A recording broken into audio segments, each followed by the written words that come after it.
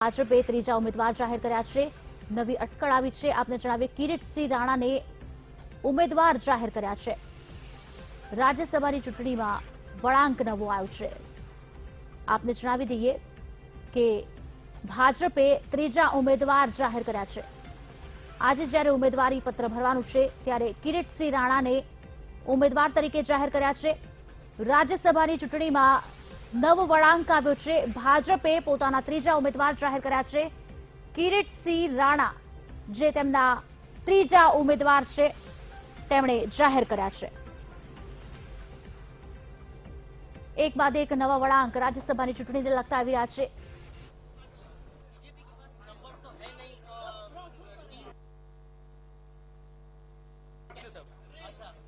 Election के बाद ही पता लगता है। तो क्या आप फिर से कांग्रेस के कैंडिडेट्स को विन ओवर करना चाहते हैं? ये बात तो बाद में बताऊंगा। तो थोड़ी बार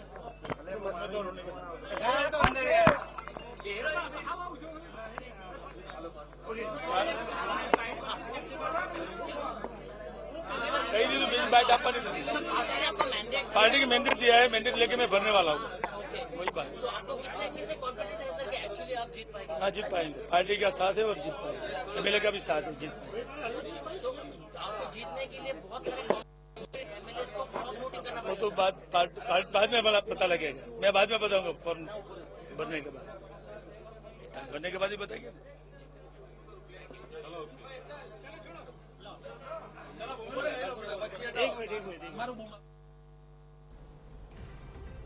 તો ભાજપે ત્રીજા જે ઉમેદવાર જાહેર કર્યા છે કિરીટસિંહ રાણાનું નામ જાહેર કરવામાં આવ્યું છે। ઉમેદવારી તરીકે તેઓ પત્ર ભરશે।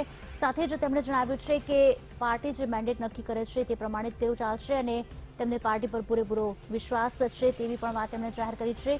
જો કે રાજ્યસભાની ચૂંટણીમાં નવા વળાંક આવી રહ્યા છે। જો કે કોંગ્રેસ તરફથી હોય કે ભાજપ તરફથી હોય, કોંગ્રેસમાં પણ પેલી ઘણી બધી અટકળો ચાલી રહી હતી, ઘણા બધા વિવાદો બાદ બે ઉમેદવારોએ ફોર્મ ભર્યા છે। હવે ભાજપે ત્રીજા ઉમેદવાર જાહેર કર્યા છે। ત્રીજા ઉમેદવારનું નામ છે કિરીટસિંહ રાણા।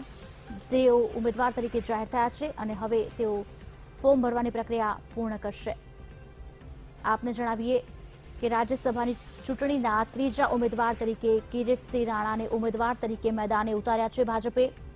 એક બાદ એક નવી અટકળો સામે આવી રહી છે। નવા સમાચાર મળી રહ્યા છે જે વીટીવી આપને જણાવી રહ્યું છે। વીટીવી એક્સક્લુઝિવ દ્રશ્યો આપને બતાવી રહ્યું છે। રાજ્યસભાની ચૂંટણીમાં જે નવો વળાંક આવ્યો છે તે વળાંકનું નામ છે કિરીટસિંહ રાણા, જે ત્રીજા ઉમેદવાર તરીકે જાહેર કરાયા છે અને હવે ભાજપ તરફથી મેદાને ઉતર્યા છે અને ઉમેદવારી ફોર્મ ભરશે।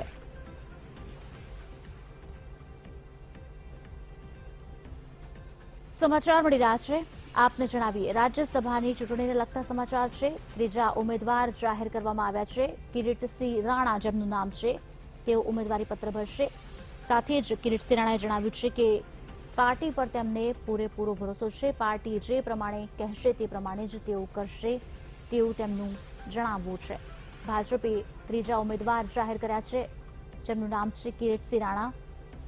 રાજ્યસભાની ચૂંટણીના જેઓ ત્રીજા ઉમેદવાર છે અને ઉમેદવારી ફોર્મ ભરશે। એક બાદ એક અટકળો જે છે તે પૂર્ણ થઈ રહી છે। કોંગ્રેસ હોય કે પછી ભાજપ હોય, કોંગ્રેસમાં પણ વિવાદો બાદ બે જે ઉમેદવારો છે તેમણે ફોર્મ ભર્યા। હવે ભાજપ તરફથી નવી અટકળ સામે આવી।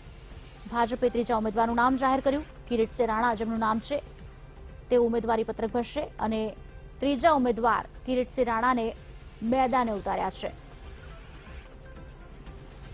રાજ્યસભાની ચૂંટણીમાં નવો વળાંક સામે આવી રહ્યો છે।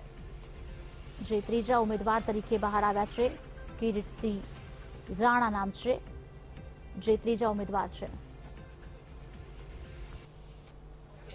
तो आपको कितने कॉन्फिडेंट है सर कि एक्चुअली आप जीत पाएंगे? हाँ, जीत पाएंगे। पार्टी का साथ है और जीत पाएंगे।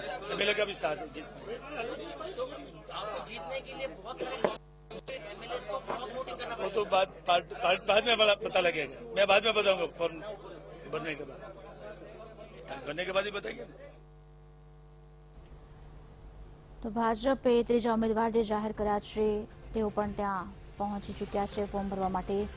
કિરીટસિંહ રાણા ત્રીજા ઉમેદવાર તરીકે જાહેર કરવામાં આવ્યા છે। રાજ્યસભાની ચૂંટણીમાં નવો વળાંક આવ્યો છે। પહેલા કોંગ્રેસ હોય કે ભાજપ હોય, નવી અટકળો બંને તરફથી સામે આવી રહી છે અને ભાજપે જ્યારે ત્રીજા ઉમેદવાર તરીકે કિરીટસિંહ રાણાને જાહેર કર્યા છે, તેઓ પણ ત્યાં ફોર્મ ભરવા માટે પહોંચી ચૂક્યા છે અને ભાજપે કિરીટસિંહ રાણાને જે મેન્ડેટ આપ્યો છે તેના પ્રમાણે તેઓ ફોર્મ ભરવા માટે પહોંચી ચૂક્યા છે। ઘણા વિવાદો વચ્ચે હવે બીજું એક નામ ઉભરીને મેદાનમાં આવ્યું છે, જે છે કિરીટસિંહ રાણા। કોંગ્રેસનો વિવાદ હોય કે ભાજપનો વિવાદ હોય, પહેલા જ્યારે કોંગ્રેસનો જ વિવાદ સામે આવ્યો ત્યારબાદ બે ઉમેદવારોએ આખરે ફોર્મ ભર્યા। હવે ત્રીજા ઉમેદવાર ભાજપના મેદાને આવ્યા છે। કિરીટસિંહ રાણા રાજ્યસભાની ચૂંટણીના ત્રીજા ઉમેદવાર છે અને તેઓ થોડીક જ સમયમાં ફોર્મ ભરશે। તેઓ ત્યાં પહોંચી ચૂક્યા છે। તેમની સાથે બીજા નેતાઓ પણ હાલ ત્યાં ઉપસ્થિત છે અને જે નવો વળાંક આવ્યો છે તે છે કિરીટસિંહ રાણાના નામનો, જે ત્રીજા ઉમેદવાર તરીકે ફોર્મ ભરી ચૂક્યા છે અને જે ફોર્મ ભરી રહ્યા છે। કિરીટસિંહ રાણા હાલ પોતાની ઉમેદવારી નોંધાવી રહ્યા છે। રાજ્યસભાના ઉમેદવાર તરીકે પોતાની ઉમેદવારી નોંધાવી રહ્યા છે। ત્યાં હાલ તેઓ ઉપસ્થિત છે અને ફોર્મ ભરી રહ્યા છે।